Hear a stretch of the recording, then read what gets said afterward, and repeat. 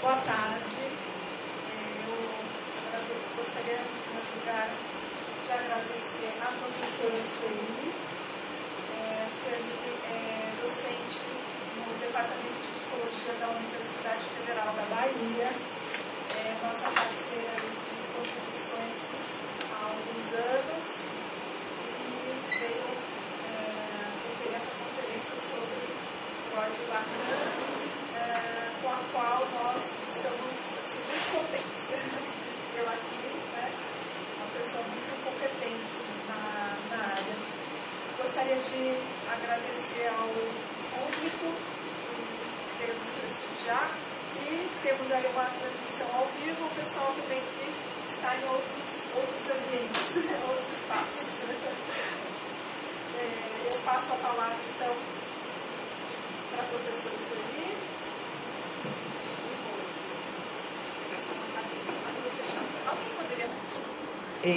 Bom, em primeiro lugar, eu queria agradecer a presença de vocês aqui, para que a gente possa construir uma discussão. Eu agradeço enormemente ao convite, tanto da Ana Carolina quanto da Janaína, não apenas porque esse é um espaço interessante e possível de trabalho, mas é também um espaço onde eu me sinto muito bem acolhida. Todas as vezes que eu venho aqui na UFSCar, são momentos interessantes, né? A última vez foi um encontro sobre Freud, em 2015, que saiu uma publicação esse ano, e sempre a possibilidade de a gente estar pensando determinados temas a partir da psicanálise, seja em diálogo com outros autores ou em diálogo com o social, com a clínica, em diferentes momentos. Mas então, nesse sentido, eu agradeço a presença e me sinto feliz de poder estar aqui. O meu trabalho tem como título, o primeiro grande título geral, Mal-Estar em Freud e Laço Social em Lacan. Então, serão esses os meus dois apoios para pensar uma determinada dimensão que é a da segregação na vida política, na vida social. Então, eu começo com uma citação de Freud, talvez a mais contundente. O ser humano não é uma criatura branda, ávida de amor, que no máximo pode se defender quando atacado, mas sim, ele deve incluir entre seus dotes pulsionais também um forte quinhão de agressividade. Em consequência disso, para ele, o próximo não constitui apenas um possível colaborador e objeto sexual, mas também uma tentação para satisfazer a tendência à agressão, para explorar seu trabalho sem recompensá-lo, para dele se utilizar sexualmente contra sua vontade, para usurpar seu patrimônio, para humilhá-lo, para infligir-lhe dor, para torturá-lo e matá-lo. Freud, 1930. A relação entre os homens é uma das formas de mal-estar, já nos diz Freud.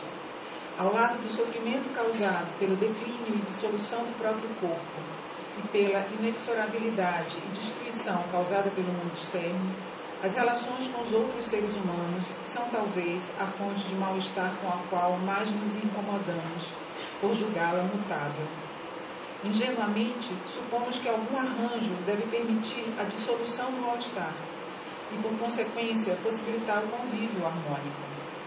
Mas, em 1930, Freud, antes mesmo de ter conhecimento quanto aos horrores da Segunda Guerra Mundial, os campos de concentração e extermínio, já tem clareza da destrutividade humana e do uso da técnica e da ciência para tal fim. Em 1921, portanto 9 anos antes, Freud pôde ser um pouco mais leve e afirmar: toda vez que duas famílias se unem por casamento, cada uma delas se acha melhor ou mais nobre que a outra. Havendo duas cidades vizinhas, cada uma se torna a maldosa concorrente da outra. Cada pequenino cantão olha com desdém para o outro. Etnias bastante aparentadas se repelem. O alemão do sul não tolera o alemão do norte. O inglês descobre as lagartas do escocês. O espanhol despreza o português. E aqui poderíamos fazer algumas provocações sobre a condição política atual e as divisões. Mas em 1930, o valor destrutivo da pulsão ganha outro tom, bem indicado pela citação que abre esse trabalho e por uma frase curta. Sempre é possível ligar um grande número de pessoas pelo amor, desde que restem outras para que se exteriorize a agressividade. A noção de pulsão de morte tem, nesse contexto, relevância teórica para pensar uma psicologia das massas que vai além do agrupamento em torno de um ideal, produzindo identificação, e aponta para a possibilidade de colocação de um único e mesmo objeto como destino para a pulsão de morte, o diferente, tomado como inimigo, considerado uma anomalia, que se edifica aí uma política do ódio. Há uma publicação também recente, organizada pela Miriam Duvier Rosa, que tem esse título, que tem algumas possibilidades bem interessantes de reflexão. Para Lacan, o laço social pode ser compreendido como um modo de relação, com todos os riscos dessa palavra, que define a posição do agente frente ao outro em uma modalidade discursiva. Aqui me apoio no Seminário 17, o avesso da psicanálise, de 69 e 70, quando Lacan apresenta o discurso como uma articulação entre significantes, objeto A e sujeito, que ultrapassa a palavra. Daí sua formulação clássica de um discurso sem palavras. Nesse momento, o laço social pode ser pensado como um vínculo entre falaceres a partir de possibilidades enunciativas e de formas de gozo, o que aponta para a relevância do objeto A entre os elementos que compõem as formas dos discursos. Então, possibilidades enunciativas e formas de gozo. Um vínculo entre falaceres ordenado pelas leis do inconsciente, pela colocação em relação de termos e lugares. Ao apresentar o discurso como uma articulação, Lacan situa não apenas um lugar e um momento na organização desses elementos, fundamentais para a teoria clínica psicanalítica, como também indissocia subjetivo e social, aproximando de forma lógica aquilo que constitui o falacer como tal e a estrutura onde se organiza o assujeitamento a uma ordem. Como nos lembra ironicamente Lacan, não é a mesa espírita da história. Não é obrigatório que isso sempre passe por ali e que gire no mesmo sentido. Trata-se de um modo específico de organização dos elementos que regula certa posição enunciativa e certo modo de gozo variável. É nesse sentido que destaca uma outra citação de Lacan em período anterior, no Seminário 14, A Lógica do Fantasma, que é de 66 e 67, em que Lacan, produzindo um deslizamento sobre a frase freudiana "a anatomia é o destino", que por sua vez é uma subversão da afirmação de Napoleão "a política é o destino", declara, de forma rápida, essa declaração de Lacan, que o inconsciente é a política. O jogo que ele faz é com a noção de destino, mas eu quero pegar esse outro caminho. E continua. O que distingue de qualquer afirmação de que a política seja o inconsciente. Isso é importante para não fazer uma passagem nas duas direções. Cito Lacan. Quero dizer que o que liga os homens entre si e que os opõe é precisamente um lado do que estamos tentando articular nesse momento, a lógica. Lógica intersubjetiva, em 1945, lógica significante, em 1956, e que 10 anos depois ganha um novo giro, que visa incluir como chave a posição do sujeito em relação ao grande outro, lógica do fantasma. Ao pensar o discurso como uma estrutura lógica, e aqui eu já estou voltando para o Seminário 17, pode-se discutir a indissociabilidade entre subjetividade e laço social, bem como discutir os modos de gozo. Poderia-se, portanto, pensar aí uma política do gozo, ou uma política dos modos de gozo. Política, uma das formas do mal-estar. Esse é o subtítulo. O filósofo italiano Giorgio Agamben, de forma precisa, afirma o caráter de paradigma que o campo de concentração ocupa na biopolítica moderna. O campo é o nomos da política atual, um espaço onde não mais se distingue norma e exceção, locus de experimentação política por excelência. Experimentação que incide sobre corpos e subjetividades, mas cujo ponto de investigação para o autor são os procedimentos que permitem tal exclusão. Cito Agamben. A questão correta sobre os horrores cometidos nos campos não é, portanto, aquela que pergunta hipocritamente como foi possível cometer delitos tão atrozes para com seres humanos. Mais honesto e, sobretudo, mais útil seria indagar quais procedimentos jurídicos e quais dispositivos políticos permitiram que seres humanos fossem tão integralmente privados de seus direitos e de suas prerrogativas, até o ponto em que cometer contra eles qualquer ato não mais se apresentasse como delito. Fim da citação. A retirada de determinados corpos e indivíduos do campo do humanamente reconhecível, e aqui não utilizo propositalmente o termo sujeito, é a operação política que interessa a Agamben. Então, começar a discutir a dimensão do humano, então, cujo lugar de exclusão é o campo de concentração. Então vejam que o Agamben vai tomar isso daí, dizendo ali houve uma experiência política diferenciada que nos permite pensar algumas coisas. De todo modo, eu não sei o quanto se transita por esse tema, mas é importante saber que havia toda uma máquina montada e havia uma distinção entre os campos que seriam campos de concentração, propriamente ditos, os campos de trabalho e os campos de extermínio. Então, existiam espaços específicos para a produção da morte, né, por uma técnica. Bom, então, nesse sentido, o que eu estou tentando trazer? A noção de mal-estar no Freud, a noção de laço social no Lacan e alguns pensadores da filosofia para pensar a questão da segregação, que é o que me interessa nessa discussão. Lacan, em 1967, refere-se aos campos de concentração, uma das pouquíssimas referências que ele faz. Trata-se da proposição de 9 de outubro de 67 sobre o psicanalista da escola, quando, em seu estilo, ele provoca ao dizer: nossos pensadores, vagando do humanismo ao terror, não se concentraram o bastante. Abreviemos dizendo que o que vimos emergir deles, para nosso horror, representou a reação de precursores em relação ao que irá se desenvolvendo como consequência do remanejamento dos grupos sociais pela ciência. Esse é um aspecto. Nosso futuro, ainda ele falando, nosso futuro de mercados comuns encontrará seu equilíbrio numa ampliação cada vez mais dura dos processos de segregação. É na relação entre o remanejamento de grupos sociais pela ciência e os processos de segregação que Lacan situará a dimensão real que coloca-se em questão. O racismo, daí o remanejamento de grupos pela ciência, como aquilo que reduplica uma nova cesura no tecido social e que define o humano pelo biológico, como afirma Foucault, e que, na perspectiva lacaniana, pode vir a produzir um efeito de localização dos corpos em uma perspectiva não humana. De outro lado, que nesse caso vai fazer um efeito moebiano, o neoliberalismo, em nosso futuro de mercados comuns, que produz um remanejamento dos corpos pelo capital. Retomarei, portanto, a crítica Foucaultiana da definição do humano pelo biológico para aí acrescentar nessa tradição o pensamento de Achille Mbembe e a noção de devir negro como efeito da definição do humano pelo mercado.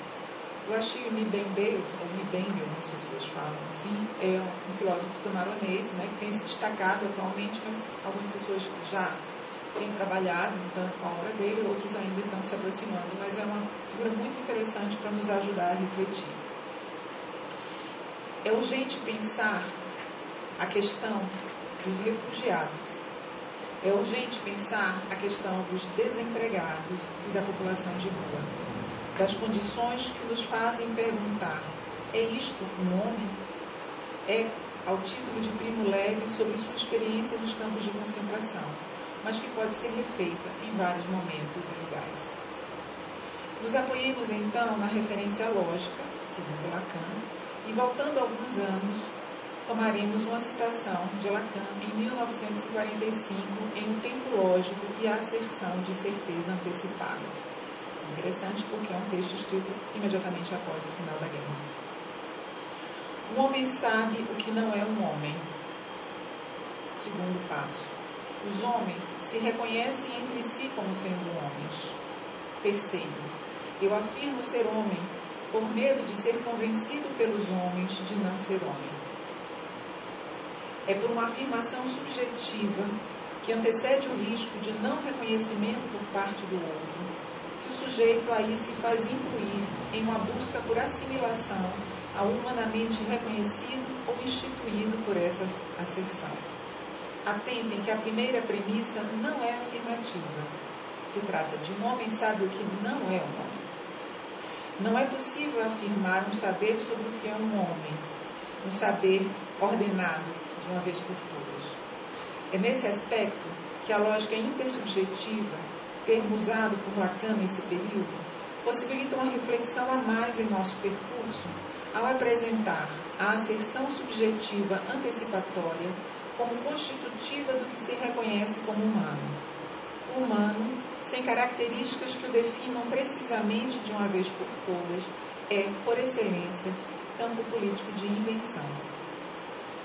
Mas se essa invenção se faz no corpo, ou se define pelo que de corporal incide na diferença entre os homens, o que se produz é uma segregação que se sustenta na localização do diferente por meio do olhar.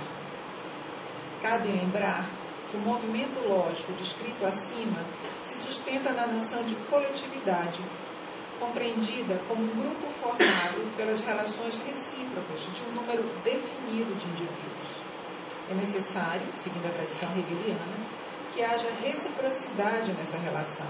Os homens se reconhecem entre si, constitui-se uma comunidade. Então, se aproximarmos do argumento de Agamben em torno dos procedimentos que tornaram possível a radical exclusão e eliminação dos judeus e o silogismo lacaniano, temos o vislumbre do que pode significar um arranjo político que se sustente na ficcionalização de um inimigo e nos procedimentos para seu extermínio, necropolítica, termo também cunhado por Mbembe. Tá? Então, ele vai tomar essa dimensão de que você ficcionaliza, você cria uma narrativa sobre um inimigo e que ele passa a ser identificado, portanto, a dimensão do extermínio aparece em seu horizonte. A ficcionalização de um inimigo como fenômeno social produz a miséria psicológica da massa e a possibilidade do exercício da destrutividade que se exerce nos corpos e no laço social. Mais um passo. Ainda um mal-estar. Temer o próximo como a si mesmo.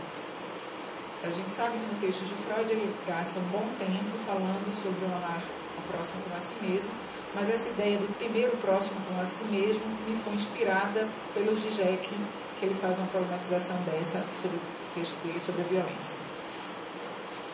O medo é o afeto por excelência que constitui uma unidade social, a qual se ancora na defesa frente à ameaça, naquele ou naquilo que devo eliminar para garantir minha sobrevivência. Essa é toda uma tradição da filosofia política. Foucault, nessa tradição, dá um passo a mais ao afirmar: a morte do outro não é simplesmente a minha vida, na medida em que seria minha segurança pessoal.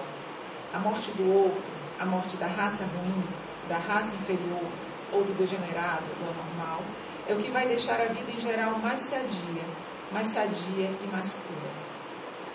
O ideal de pureza, de homogeneidade superior, se constitui em torno de um objeto unificante, e as paixões violentas ganham aí seu direcionamento e sua localização.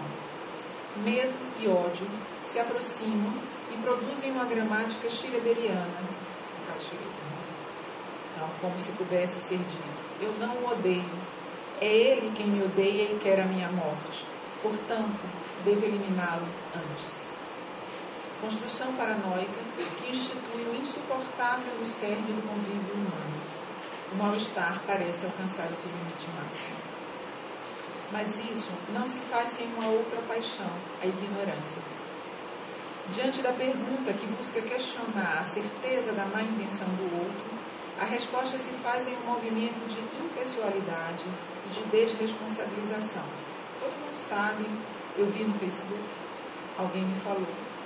Ou, trazendo para o tempo atual, as fake news simplesmente vão sendo reproduzidas, repassadas e proliferam sem qualquer juízo crítico. Se produz e reproduz uma impessoalidade que faz girar a máquina da mentira, da exclusão e da violência. O anonimato é o campo de exercício da violência. Mas qual violência? Zizek aponta que violência subjetiva e objetiva coexistem, não sendo percebidas desde o mesmo ponto de vista. A violência subjetiva é experimentada, percebida pelo sujeito. A violência objetiva, por sua vez, é invisível e sustenta certa normalidade do mundo. Violência simbólica encarnada na linguagem e suas formas. Violência sistêmica.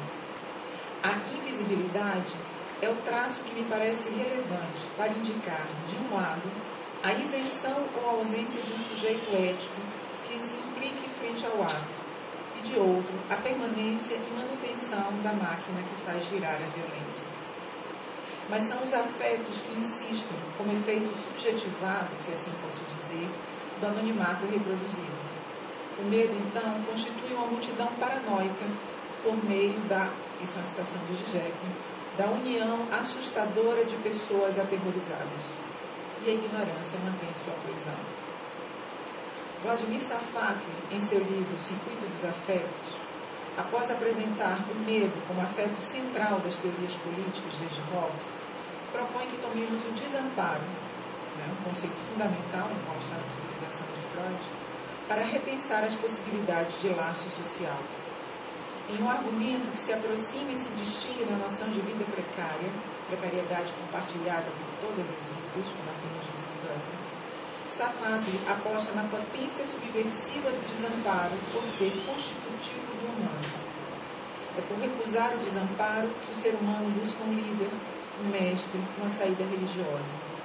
Mas ao afirmar o desamparo como condição humana, uma emancipação política pode se fazer possível, ao afirmar a força de construir vínculos em uma lógica não predicativa, ou seja, que não se ancora nos atributos e qualidades de cada um. Nesse sentido, o corpo pode fazer-se corpo político de uma outra forma, e a afirmação do desamparo se confunde com o exercício da liberdade. Essa é uma frase do Savatli.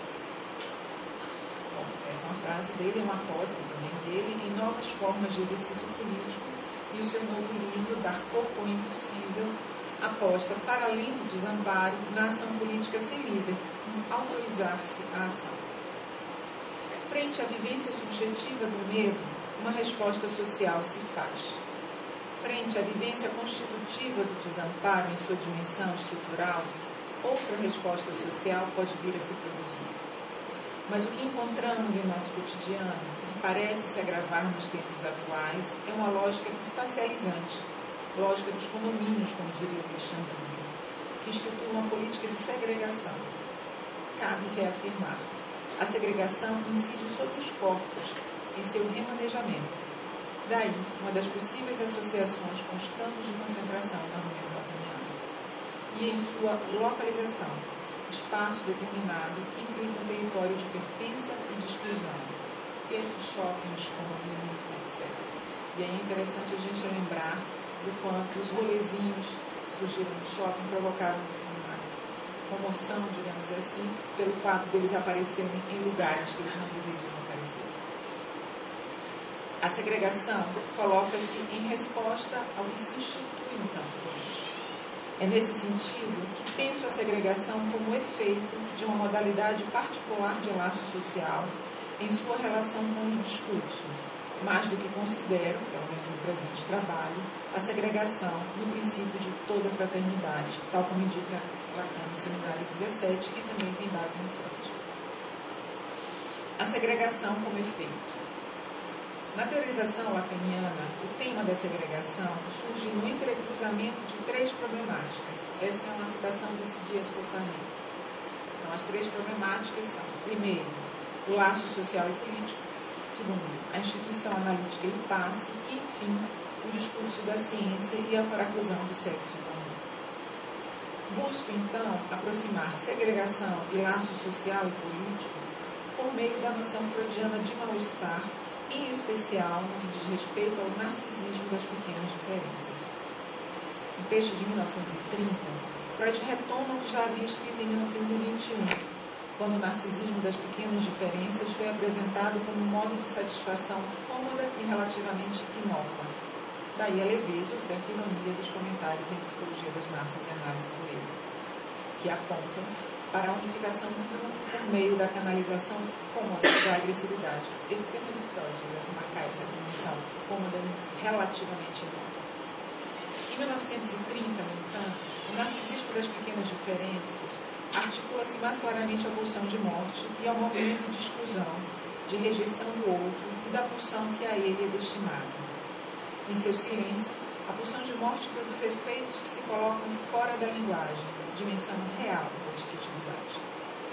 Nesse contexto, o narcisismo das pequenas diferenças produz uma invisibilização da diferença, pois de um lado somos todos iguais ao compor esse grupo, e de outro, a diferença exterior ao grupo não é reconhecida como alteridade, mas como ameaça, e portanto deve ser eliminada em sua diferença ou igualada em sua conversão. E o uso do termo conversão em sua assonância religiosa não é por acaso. Continuando. Nessa lógica, o outro é reconhecido apenas em sua caricatura, sendo enquadrado por meio de traços e de expressões características de uma diferença irreconciliável: o sotaque, a aparência, o modo de vestir. Trata-se de modos de identificar, no breve instante de ver e já concluir, que o outro é inimigo e, por conseguinte, visa a minha destruição.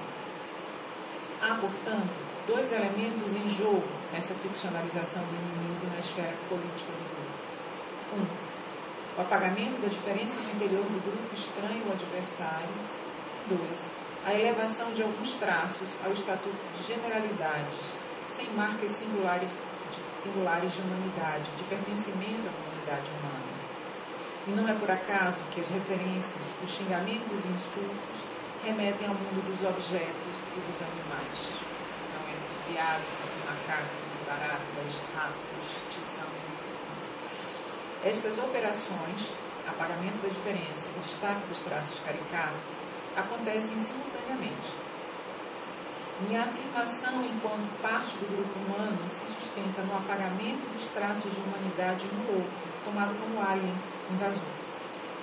Ao reconhecer no outro apenas os traços genéricos que permitem seu enquadramento em exclusão, já não se vê mais nada além destes mesmos traços. Fim da reciprocidade, fim do contrato humano e da possibilidade de reconhecimento e compartilhamento dos traços de humanidade em uma comunidade. Especificamente em relação à segregação, cabe reafirmar o remanejamento dos corpos e a repartição espacial, a territorialização, como estratégia prática de um discurso que a produz. Tais ações visam retirar do espaço comum de convivência esse tipo de gente, essas figuras, imagens desagradáveis, que rapidamente convertem-se em grupos de segregados, potencialmente expostos a uma necropolítica.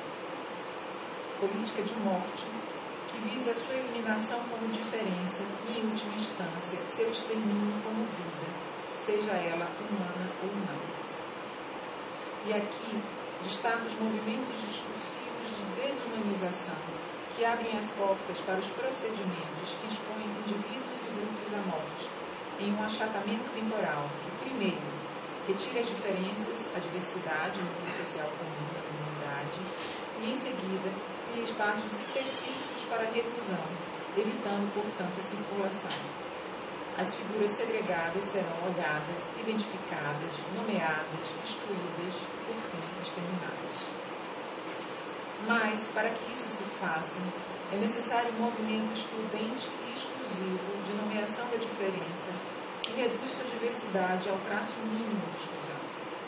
É nesse sentido que o uso da linguagem, que a reduz a um código compartilhado, que elimine um mal-entendido fundamental, nos permite reconhecer a variação de sentidos em cada situação e contexto, que transforma em homogeneidade o que é plural, produz violência. Violência da nomeação pelo traço que retira da comunidade humana, objetivamente atualizada, na injúria e no silêncio. Basta acompanhar as manchetes de jornal, e eu digo que a gente vê isso muito claramente quando se vê as questões relacionadas ao tráfico de drogas. Os modos de aparição eles são sempre extremamente reduzidos e caricatos a alguns traços. Provocar furos, produzir restos, um modo de pluralizar. Aqui tomo 2 eixos para reflexão. 1, a linguagem, os modos de nomeação, e 2, os afetos. Uma organização social que eleja e construa um inimigo comum, aquele que suporta a disruptividade do grupo, e que, por consequência, recorra a uma nomeação única e desumanizada, produz, em ato, uma modalidade de laço social que amplia a destruição e provoca o extermínio. Ao definir um único e mesmo objeto como destino da agressividade, como causador do pinhão de violência que lhe cabe, contribuímos para o horror. A nomeação torna-se exclusão, a violência da palavra torna-se ato. Cabe, portanto, pluralizar e singularizar os modos de nomeação, questionar o humanamente compartilhado, discutir os fundamentos que instituem a comunidade humana em seu tempo e território. Nesse sentido, trata-se de reconhecer e nomear a diferença em sua alteridade, algo, um outro, como constitutiva do que sou, do que somos e do que é humano, ainda que não possamos definir de forma precisa. Uma resposta unívoca ao que é um homem pode conduzir ao que é. A produção de reconhecimento, tanto singular quanto entre grupos, só se faz ao preço de certa porosidade ou maleabilidade no social. E Freud nos diz, já em 1921, que não há como efetivamente diferenciar uma psicologia individual da psicologia social. Uma subjetividade se constitui em seu tempo, cada subjetividade em sua história, e o reconhecimento é fundante do humano.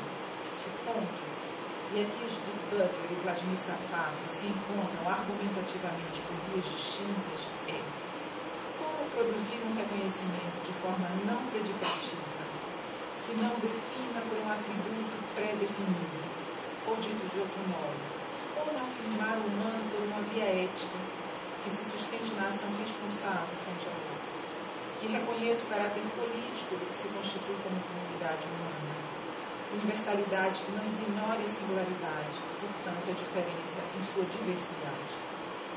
Eis um desafio a ser enfrentado nos sombrios tempos atuais. Quanto aos afetos, nos cabe alertar para a potência destrutiva do ressentimento, e eu devo a Joel Biermann essa observação, e recusar o caráter aglutinador do medo e do ódio. Talvez, simplesmente, apostar que certo deslocamento de afetos possa vir a produzir, no meio do desânimo, alegria e esperança, diante do desalento, um novo alento e seguinte. Desafio que parece reduplicado a cada nova notícia estampada nos jornais, dia após dia, sobre o sucateamento da universidade. Entre palavras e afetos, em comunidade, entre pares e ímpares, encontrar um modo possível e potencialmente transformador do que hoje vivemos como mal-estar da civilização. Obrigada.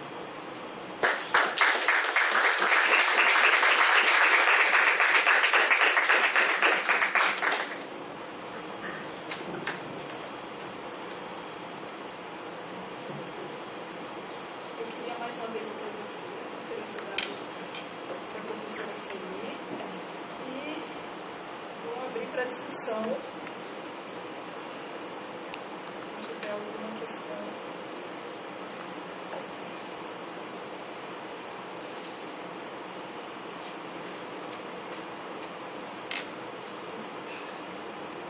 Enquanto eu acho que o pessoal pensa que eu vou aproveitar para te pôr uma questão que a sua fala me suscitou. A respeito dessa comunidade dos excluídos, eu me lembro, por exemplo, do que vai acontecer no Totem Tabu, que ali se monta uma comunidade de excluídos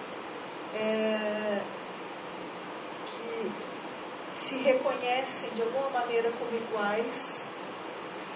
Essa relação que se cria entre eles permite o aparecimento da palavra, e de um retorno, né, para o lugar onde eles teriam vindo, para reivindicar de alguma maneira um lugar para todos aqueles que tinham sido excluídos, né?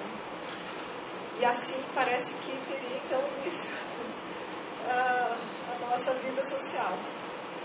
E aí a sua fala me dá a impressão de que a gente parece viver um processo semelhante, por inverso a isso.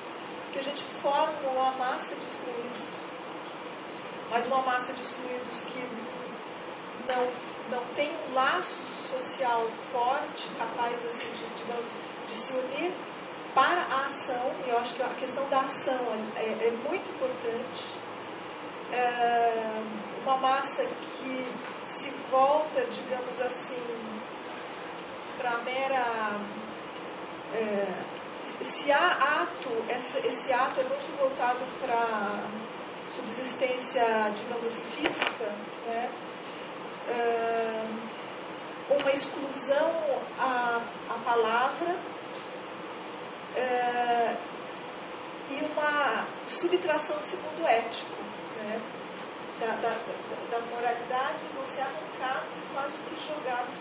Então, eu não sei assim, se a gente poderia quase pensar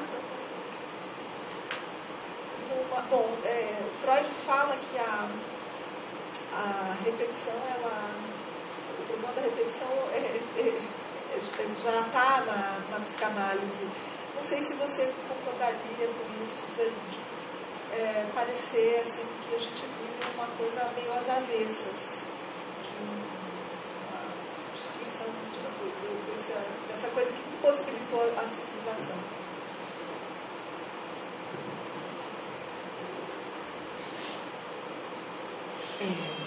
Bom, agradeço enormemente a pergunta, porque tem um monte de pontos aqui que me fazem pensar um pouco mais adiante. O primeiro ponto é que, assim, quando eu comecei a pensar em torno disso, eu estava pensando especificamente em relação à população de rua, basicamente usuários, né, de substâncias, e o lugar social que lhes é dado. Então, você tem essa ideia dessa desumanização que passa pelos craqueiros, cracudos, saciseiros, meninos e essa coisa. E aí eu começo a tentar buscar, né, alguns suportes. E isso tem uma certa sedimentação, porque tem um diálogo também com o momento atual, com uma série de coisas. Mas as perguntas, né, 4 tópicos, pelo menos, dessa pergunta são muito bons. O primeiro, que eu acho que não é pouca coisa, é que você tem em Freud uma psicologia das massas, e em Lacan, quando eu faço esse jogo, né, com o tempo lógico, ele vai dizer que é necessário que seja contável. Então, onde eu estou falando de uma certa comunidade ou coletividade em Lacan, eu tenho um princípio de reconhecimento que pode ser universalizado, daí ele vai para a lógica, mas que não tem o anonimato da massa. Então, precisaria, num certo primeiro momento, que é uma coisa que eu não entro nesse texto, fazer essa distinção de forma mais clara, porque, inclusive, é o que faz Freud falar da miséria psicológica das massas, essa turba, isso que pode se comportar de qualquer modo, porque produz outros efeitos. Né? Acho que isso é super interessante para a gente começar a pensar de que modo a gente pode estar, de fato, fazendo uso do termo comunidade ou de massa, de acordo com o contexto. Um segundo muito legal que você traz é lembrar do Totem Tabu e a comunidade dos excluídos. Só que aqui a gente tem um certo paradoxo, porque a comunidade não é dos excluídos. Os excluídos teriam esse caráter mais próximo da massa que você traz mesmo, né? Ou seja, essa pluralização multiforme, né? E que do lado de cá da comunidade que faz uso já da linguagem, faz essa nomeação redutora. Por isso que eu acho assim, a questão dos refugiados é uma questão emergencial, porque inclusive essa nomeação de refugiados oblitera, assim, apaga qualquer possibilidade de singularização. É completamente diferente um refugiado, né, que foge, né, do norte da África, do que vem da Síria, do que vem de outros espaços, do que vem da Bolívia, né? São coisas diferentes, inclusive socialmente isso é diferente. E aí volta a entrar essa lógica da comunidade humana. Tudo bem, você chegou ao Brasil, mas você tem então que seguir os feriados brasileiros, os padrões brasileiros, nada de festas dessa natureza, você tem que se adaptar à nossa... Então você tem uma assimilação. E isso é um grau de tensionamento que, colocando nessa lógica, né, mais ampliada política, é super grave. Né? Há uns 2 anos atrás, eu lembro que eu li uma entrevista do ministro da Croácia, se não me engano, onde ele dizia que se... do país, mas a questão era frágil, era mais ou menos assim: se foi a Grécia que desestabilizou a economia europeia no grande momento de quebra, nada mais justo do que a Grécia disponibilizar uma de suas ilhas para ser campo de concentração e agregar essas pessoas. Ele usou o termo campo de concentração como o lugar que poderia concentrar. Mas você imaginar o quanto isso se coloca, ele é muito interessante para a nossa problematização, justamente porque essa exclusão, ela se faz como uma exclusão que se faz a partir da linguagem, a partir de uma ordenação política que retira essas pessoas da condição humana. E aí eu acho o Adão um pensador fundamental, porque ele vai dizer: não, pensa quais são os procedimentos, pensa quais são administrativamente, politicamente, linguisticamente, o que foi feito antes disso acontecer. E aí, nessa aproximação que você faz, que me parece muito interessante, do totem tabu, seria dizer que não por acaso é um mito anterior à formação da sociedade humana. Não é à toa que hominídeos, que tem influência do Darwin, como se ali algo viesse a se constituir. Só que hoje temos uma constituição humana, temos uma massa, você tem uma comunidade, você tem coletividades, que o que estão produzindo é de outra natureza. Então, contramão, mas não dá para fazer um jogo de espelho, não. Eu acho que tem mais coisas assim, que a gente está pensando. Mas agradeço enormemente, porque eu acho que dá para começar a tentar utilizar de forma mais clara mesmo em que momentos nós estamos falando de massa. A gente continua falando de psicologia das massas, né? Mas no momento, de fato, a questão é de massa. Talvez hoje a gente possa pensar que essa massa acéfala não nomeada, né? Se constitui como cristão. Vou voltar para isso. São coisas assim, pensar.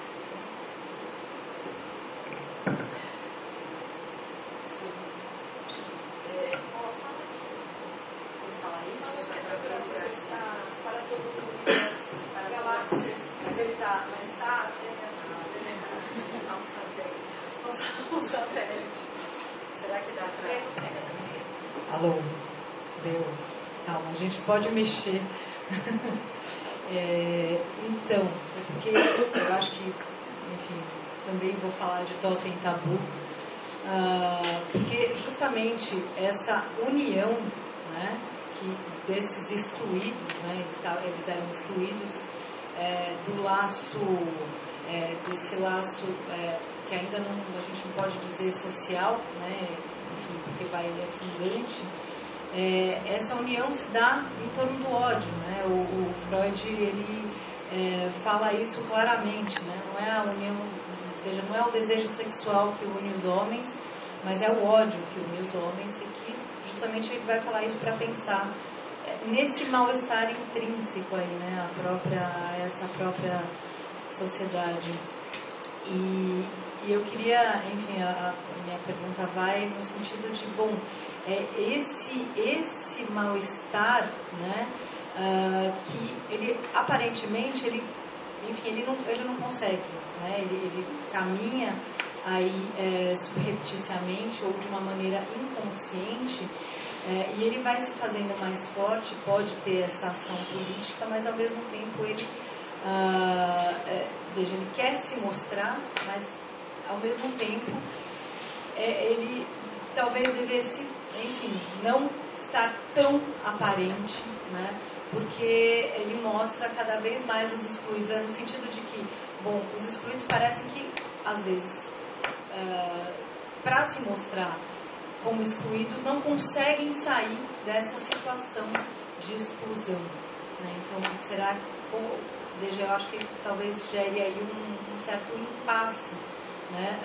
Até em termos inconscientes, né? E como que pode talvez se fazer, como romper com esse circuito, né?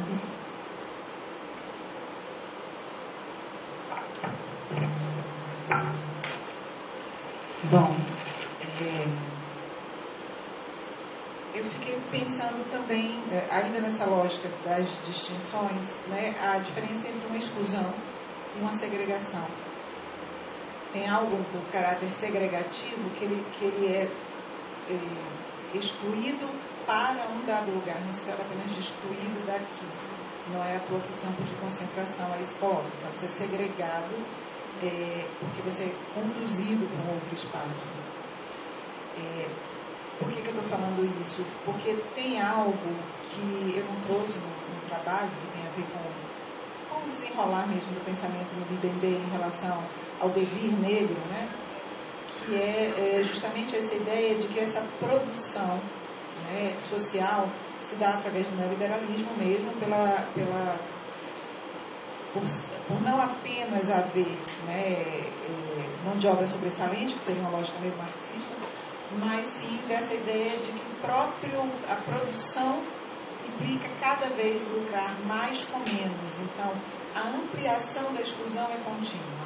Né? Esse é um ponto importante para ele, e que não por acaso ele vai nomear como devir negro, porque ele vai dizer, existe uma figura ideal, que é aquele que excluído, que é o negro, então o negro aí não se tratará mais de um racismo sustentado na biologia, mas de um racismo sustentado na economia e na política. Né?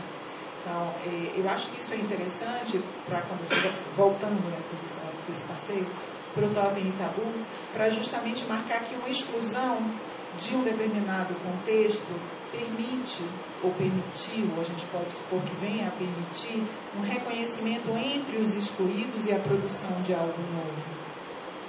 Eu acho que em relação aos processos de segregação, e ainda mais quando isso implica um certo extermínio, né, eliminação do extermínio, não há essa possibilidade efetiva de reconhecimento entre grupos. Que eu poderia dizer até numa discussão que sempre se fez em relação aos campos de concentração. Você falou, gente, mas como assim? Tinham 5.000 judeus no campo de concentração e 400 guardas, por que eles não se revoltavam? Por que eles não se rebelavam?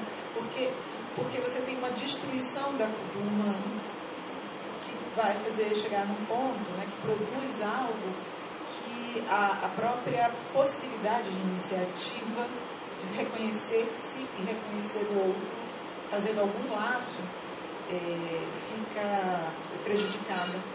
É nesse sentido que, por incrível que pareça, eu fico sempre com medo, porque eu sempre faço umas leituras e depois eu começo a pensar assim, mas como produzir furos, como pensar outras coisas, né, para essa vivência de impotência. Eu fico assim, vai parecer meio poliana, assim, meio, mas a solidariedade, o estar entre pessoas, mas tem algo da produção do laço mesmo, no sentido de endereçar-me ao outro, reconhecer-me, me fazer reconhecer, compartilhar, que é fundamental. Então, eu acho que, de alguma maneira, os processos de segregação, eles, se não impossibilitam, dificultam isso. Enquanto a exclusão poderia dizer, nós, excluídos, vamos nos organizar de uma dada maneira. Tem uma situação que é muito interessante, de uma cidade onde eu trabalhei, onde você se fundou um clube com as 100 pessoas mais ricas do município, então chamado Clube dos 100. Então só pode ter 100, né?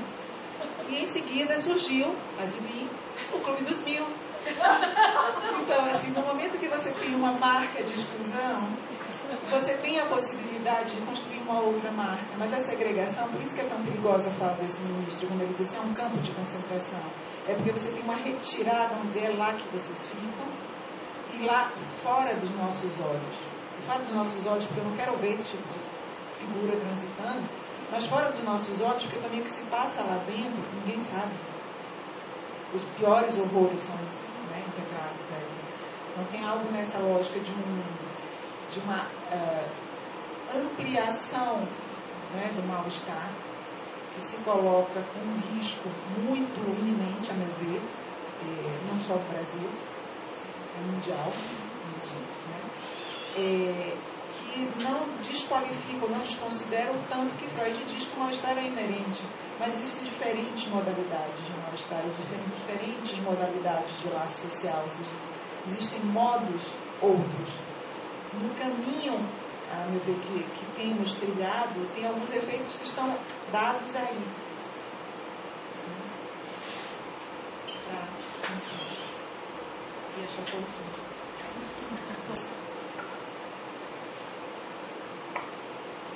Mais questões?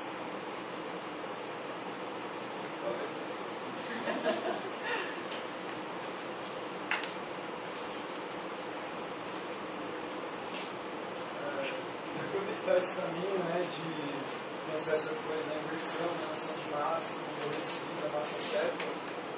O sapato, né, faz essa problematização, né, essa noção tão pouco fascista de ver que a massa é necessariamente burra.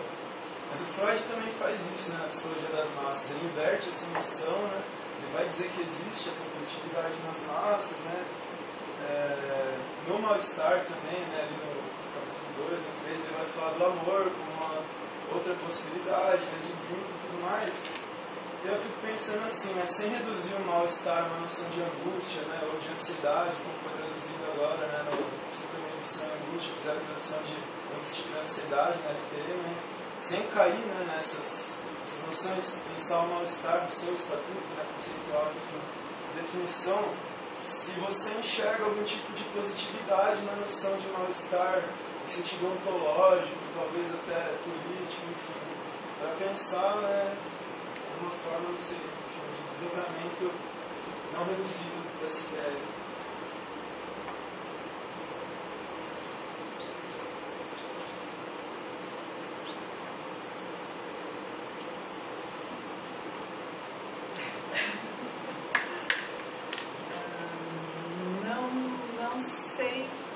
Não sei se saberia te responder. Eu concordo bastante, né, com o que você traz, mas eu não sei se daria para dizer de uma certa positividade ontológica do mal-estar. Me causa uma certa estranheza isso. Acho que não dá para subsumir a noção de mal-estar, a noção de angústia. Eu acho que é de outra natureza, sim. Eu acho que não é pouca coisa o que Freud diz lá em 1930, que é a citação que eu abro o trabalho, né? Ou seja, tem algo aí que nos impede muito nessa relação a um certo exercício de dominação sobre o outro. Mas existem um certo exercício, né, de dominação, mas não necessariamente isso precisa se ampliar enquanto violência explícita.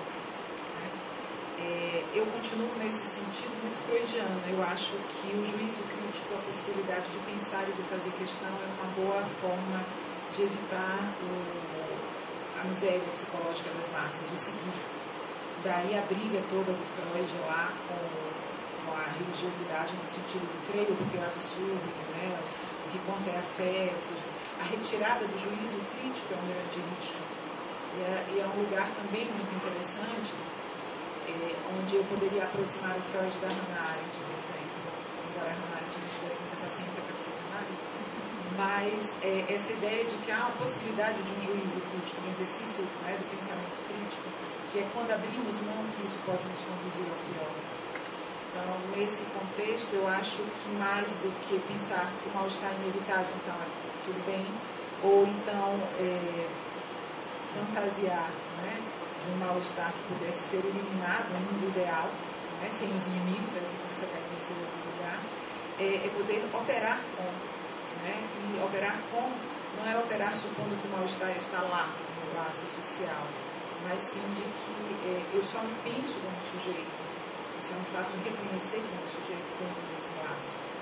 Então, talvez mais do que uma positividade, seria mais o caráter operatório mesmo.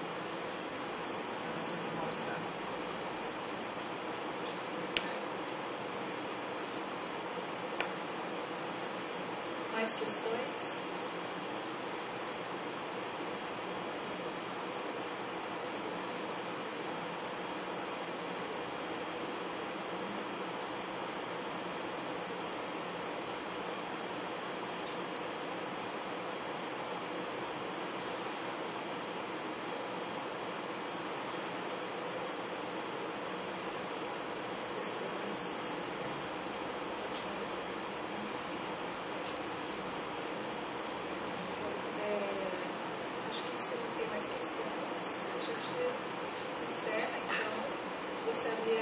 uma vez de agradecer a presença bastante.